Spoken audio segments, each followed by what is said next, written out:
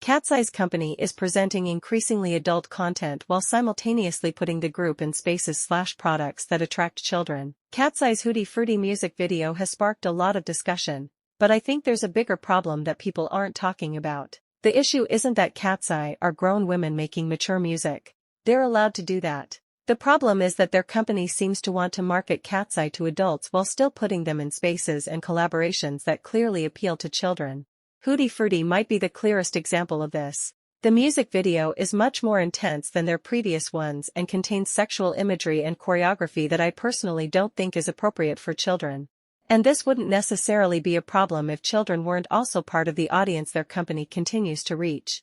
I've seen some icons defending this by saying the girls are grown women and it's their choice, but when people criticize this, it's not necessarily criticism against the members, it's criticism of the company's decisions. I don't think the girls chose to advertise a toy made primarily for children in their music video. Hootie Frutti features a product placement from gui-gui slime, and the product is presented within a very sexualized music video. I personally don't see why those two things needed to be combined.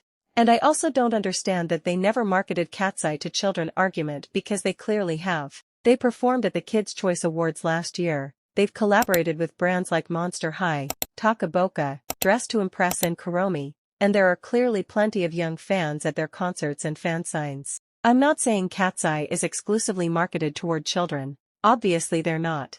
But I think it's impossible for the company to ignore the fact that children are part of their audience. And that's why I find the combination of increasingly mature concepts and child-oriented marketing confusing. You can absolutely make mature music and have an adult audience, but if you're also putting the group in spaces that attract children, I think you have to consider whether the content you're creating is appropriate for that audience. Whether this is intentional or not, the result is that KATSEYE are attracting younger fans while their concepts are becoming increasingly mature.